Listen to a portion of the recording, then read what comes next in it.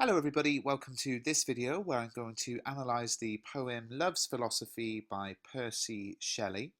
Now everything I go through in this video can be found in Mr. Bruff's Guide to My Last Duchess and Other Poems, available for £3.99 at mrbruff.com. Interesting poem this, considering the complexity of some of the poems we've studied in this series. Love's Philosophy proves to be a comparatively simple poem to analyse, and it might be a natural choice for those of you who perhaps find the poetry really difficult. This is the kind of poem you might like to try and compare. In many ways, it's a continuation of a common poetic topic, where a male speaker tries to persuade his female listener to engage in a physical relationship with him.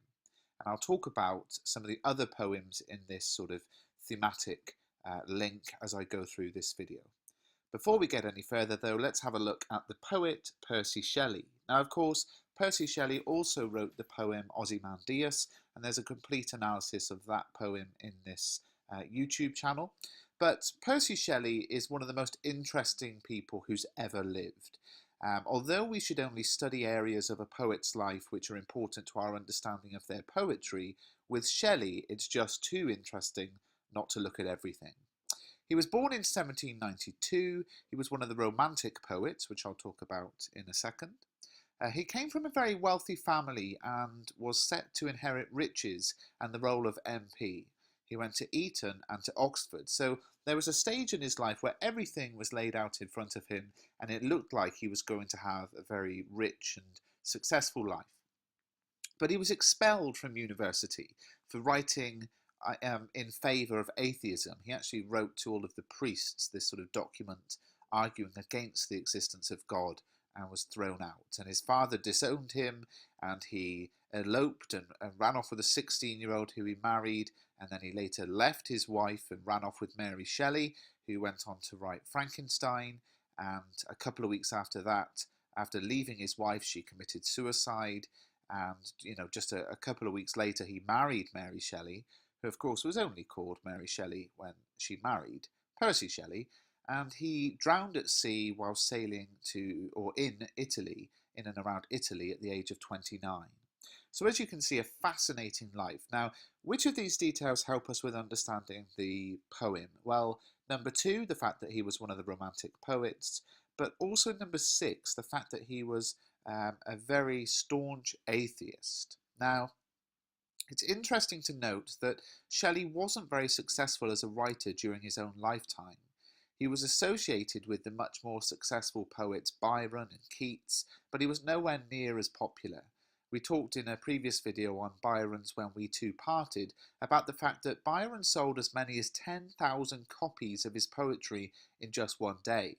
Shelley wrote almost exclusively for himself, with no major interest from the public. But today we regard him as one of the most famous poets ever, perhaps strongly because of the link with his wife who wrote Frankenstein and the kind of whole thing going together there. Shelley was a deeply political person. He was a pacifist who believed in non-violent protest. He was a vegetarian. He wrote widely on the subject of vegetarianism, and an atheist as well. Now, he's one of the Romantic poets, and Romantic poetry, we can simplify it to these 3 sort of main generic conventions. It's more complex than that, but at GCSE it's helpful to have a kind of useful, sort of simple approach. So, number 1, a dislike of urban life and an embrace of the natural world. Number 2, a love of the supernatural. And number 3, a use of everyday, ordinary language. Now, the most famous early Romantics were Wordsworth and Coleridge, but by the time that Shelley was writing, it was felt that the early Romantics had sold out. For example, Wordsworth was then working as a taxman. So the second generation of Romantics wanted to set themselves apart from the old guard. And given this definition on the screen, we can definitely say that Love's Philosophy clearly fits the conventions of Romantic poetry, in a way that perhaps Byron's When We Two Parted doesn't clearly fit the conventions. Interesting line of comparison to be had there. Love's Philosophy focuses entirely on the natural world. It contains some supernatural imagery and is made up of mostly simple language, so it very much fits this definition. Now let's begin with the poem itself. I'll give you a sort of line-by-line translation. It's not too tricky to understand, just a couple of moments where you might wonder what's happening, so let me help you out with that. Two verses, and the first verse says, the fountains mingle with the river, and the rivers with the ocean. The winds of heaven mix forever with a sweet emotion. Nothing in the world is single, all things by a law divine. In one another's being mingle, why not I with thine? So what is this saying here? Well, it's basically saying that the springs, that's what fountains mean in this case, the springs become one with the rivers flow into the ocean, the winds sort of mix together forever with a sweet emotion. Nothing in the world is on its own. There's a God-given law which makes things unite together, so why don't you and I do the same? We see that he's speaking to somebody here. In verse 2, see the mountains kiss high heaven, and the waves clasp one another. No sister flower would be forgiven if it disdained its brother. And the sunlight clasps the earth, and the moonbeams kiss the sea. What are all these kisses worth, if thou kiss not me? So what is he saying here? Well, the mountains reach up to the sky and kiss it. The waves fasten tightly onto each other. No flower would be forgiven if it considered other flowers unworthy of its company. And the sunlight hits the earth, the moonlight kisses the sea. What are all these amazing moments of natural unity worth if you don't kiss me? So as you can see, love's philosophy, fairly simple. It's structured as a two-part argument where both stanzas essentially repeat the same point. Stanza 1 is saying that in nature things are united and together, and the fountains unite with the rivers, which in turn unite with the seas. And the point for this is the final line of the stanza, which asks, why won't you unite with me? And verse 2 is much the same. The waves clasp together, sunlight clasps the earth, so why won't you kiss me? Now, interestingly, this is a very popular poem that is read at weddings, and there is certainly a valid interpretation of looking at love's philosophy as a sort of sweet, romantic verse. But there's plenty of evidence to suggest the speaker in the poem is actually demanding and perhaps coercively persuading his lover to be physical with him. Now, of course, all he actually asks for is, let's mingle and let's kiss. But we get the idea that perhaps, this is a man who wants to have sex with the woman he loves, and he's trying to persuade her to go and to do that with him. And whenever we have different ideas about a poem, what we need to do is we need to think about language and structure and form, and we need to analyse those and see how do they back up our ideas. So we're going to go through form, structure, language, and I'm just going to sort of give you some ideas about how to analyse the poem, and put a comment in the comment section, let me know what you think. Actually, before we go any further, let me just say that, again, like with When We Two Parted, the storyline of the poem, what you actually think is going on a sort of plot level, isn't actually as important as an analysis of the language, structure and form. So whether you think this is a sort of domineering male trying to pressure his girlfriend into having sex with him, or somebody who loves his girlfriend and just wants a kiss with her and is sort of, being very romantic, it almost doesn't matter. It's the analysis that matters, and we'll get into that now. Now, there's some debate over the form of this poem, whether it is a lyric poem or a dramatic monologue. I'll give you an explanation of both. So, the thing about lyric poems, as we saw again with When We Two Parted, is that they are emotional poems where the poet isn't really telling a story, he's just expressing his thoughts and feelings. And we could say that this poem very much fits into the idea of lyric poetry. There's no real story, there's no kind of progression, there's just one main idea, which is, nature is united, so why can't we be? But, there's a couple of interesting points to do with that. Now, let me just say that this poem was written around the same time that Shelley was writing other lyric poems in Volume 4 of Prometheus Unbound. So if the poem is a lyric, it fits in with what he was writing at the time. Now, even if it is a lyric poem, it doesn't necessarily have to be the poet writing about their own experiences. But if this is a poem about Shelley writing about his own feelings, then there's some ambiguity because of the use of religious imagery within the poem. So as I've already stated, Shelley was very anti-religion, passionately so. And that doesn't quite tie in with this idea of the overuse, really, of religious imagery. In what is a very short and simple poem, we see three examples of religious imagery with heaven, divine, and forgiven. Now, on the surface, we can interpret this to mean that the speaker feels his love is sacred, his love is perfect and holy. But knowing that Shelley was deeply against religion, it's more likely that he's actually using religious imagery in an almost satirical, tongue-in-cheek way, almost like he's using every line of argument he can think of to persuade his lover to sleep with him. And the use of religious imagery presents the speaker perhaps as disingenuous, a man who's going to say whatever it takes to win his woman over. As I said, though, we can't assume the poem is written from Shelley's own viewpoint, even if it is a lyric poem. But another idea is, well, could this poem be a dramatic monologue? You see, if the poem is not written from the perspective of Shelley himself, it certainly fits in the form of the dramatic monologue, which means that the poem contains a single person who is talking to somebody else, but we never hear from the person who's being spoken to. But the speaker in a dramatic monologue is never the poet. The poet is just taking on a character, and that character speaks to a silent listener. And with a dramatic monologue form, it means that we're listening to a one-way conversation, and it's a form which allows us to identify the speaker's character from what they say. Usually the reader works as a sort of detective to analyse clues which reveal key details about the speaker, in this case the frustrated male. And there's a gap between what the speaker wants us to know and what the reader can read between the lines. Now, there's not really any sort of definitive answer here. I think it's quite clear to say that the poem follows many of the conventions of the dramatic monologue in that it is somebody speaking to somebody who is a silent listener, but we may not go as far as to say it's definitely a dramatic monologue. And it also fits in with the lyric poem as well. So you can sort of think about that yourself. I'm just trying to present numerous interpretations because what we have to be careful of with poetry is to say, this means this. We just have to sort of explore various ideas. Most critics would call it a lyric, but it does follow the form of the dramatic monologue in as much as the speaker is talking directly to someone who is a silent listener. And even when the speaker asks direct questions, such as, why not I with thine, we never hear the answer given. And this form presents the man as demanding and domineering, who doesn't seem to care for the woman's response. You see, whenever you have these poems where it's about a man and a woman, but we only ever hear one side of the kind of conversation, you can analyse that and say, well, the man is the sort of controlling, domineering one.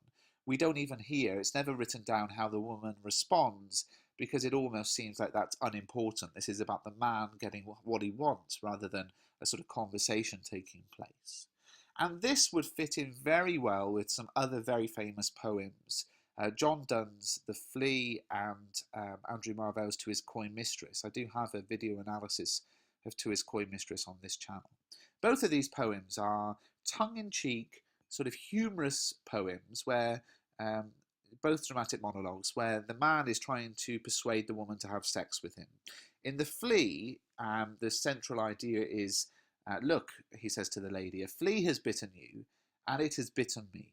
So our blood is mingled together in the flea, so why don't we just have sex, which they believed in those times included the mingling together of blood, because the flea's done it anyway. And in To His Coy Mistress, there are lots of lines of argument, but one of the most ridiculous ones is, if you don't have sex with me and you remain a virgin, you're going to die, and in the grave, in the coffin, worms will try your long-preserved virginity. In other words, worms will take your virginity. Very sick image.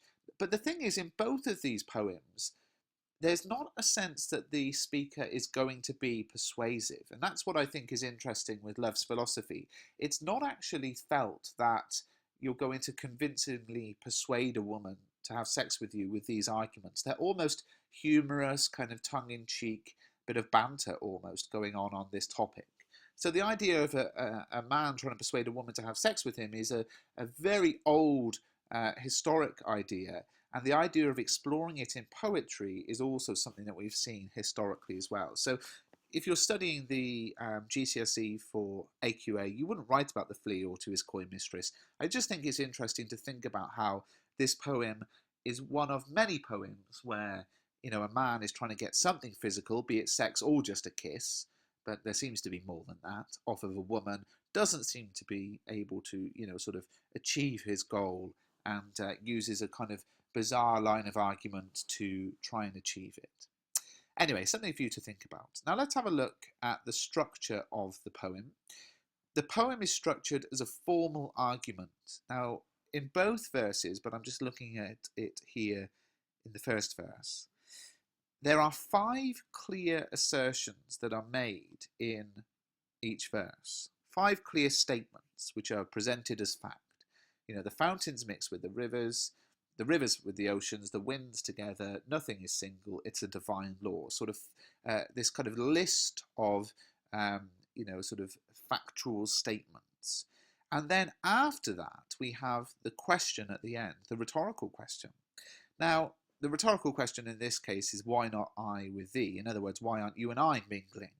But by stating the 5 assertions as fact and starting with those, the speaker sounds authoritative and accurate. And then by ending with the question, why not I with thine? The weight of the argument is stronger because everything that's been said already before this seems to be true. And this is an old persuasive technique. You can use facts to appear authoritative and accurate, and then use something, your main point. And therefore your main point feels like it is sort of accurate.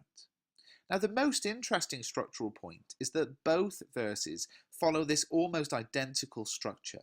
5 assertions about nature, followed by a rhetorical question. And this repetitive structure, I think, highlights the repetitive demands of the speaker. It's almost like the first verse of persuasion was clearly not successful, so he repeats his argument in the second verse. And this structural repetition presents the speaker as demanding. He will not take no for an answer. You can almost fill in the gaps that she said no after the rhetorical question in verse 1. And then, so he came in with a second line of argument. And again, that's something we see in this type of sort of demanding love poetry. And this is backed up by the way in which the whole poem is filled with repetition. There are 10 references to the kind of mingling that we see in nature.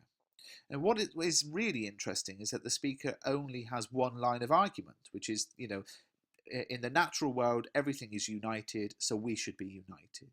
So the argument isn't very complex. And this, again, I think, ties in with John Donne's The Flea, where it's very possible the speaker knows he's not going to be persuasive with this line of argument, but he's simply having fun exploring it. If he really wanted to win her over with his words, he'd surely think of numerous lines of argument for her to sort of mingle with him, to use the language of the poem.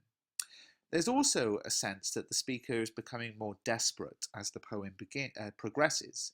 To begin with, the references to nature become more expansive. So in verse 1 we have fountains, rivers, winds, and ocean. So all of these quite sort of earth-based imagery.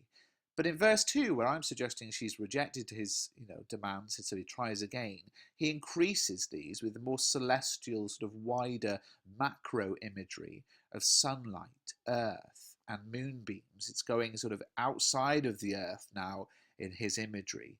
And it feels to me like the widening scope of imagery reflects a desperation in the speaker, who progresses to grander and grander images to try and persuade his lover. Secondly, the verb usage progresses to more and more desperate. So in verse 1, what is actually being mentioned about what happens in nature is the word mix and mingle. Okay, so quite sort of gentle words meaning sort of blending together. But in verse 2, again, where I'm suggesting perhaps she rejected him and he tries again, this becomes more desperate, and we see clasp and kiss. Now, clasp particularly has a connotation of gripping tightly. So the language use between verses certainly reflects the speaker's growing frustration and a sense of urgency, which is, growing as he is rejected by the woman. Now, the rhyme scheme is fascinating in this poem, a combination of masculine rhyme and feminine rhyme.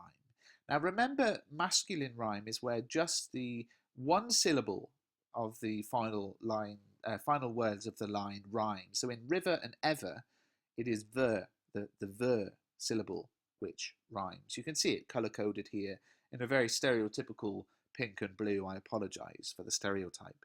But it's just, the last syllable. Now, with feminine rhyme, the last two syllables rhyme. So ocean and emotion, it's not just the shun syllable, it is the o syllable as well. And really cleverly, what's happening here, and this is probably the cleverest thing in the entire poem, is that Shelley's use of rhyme is a mix of masculine and feminine. And what's happening here is that the masculine and feminine rhyme literally mingles together, just as he wants himself as the masculine and his lover as the feminine to mingle together. So the rhyme scheme reflects the mingling together of masculine and feminine, which is what the whole line of argument is about. And that is very clever.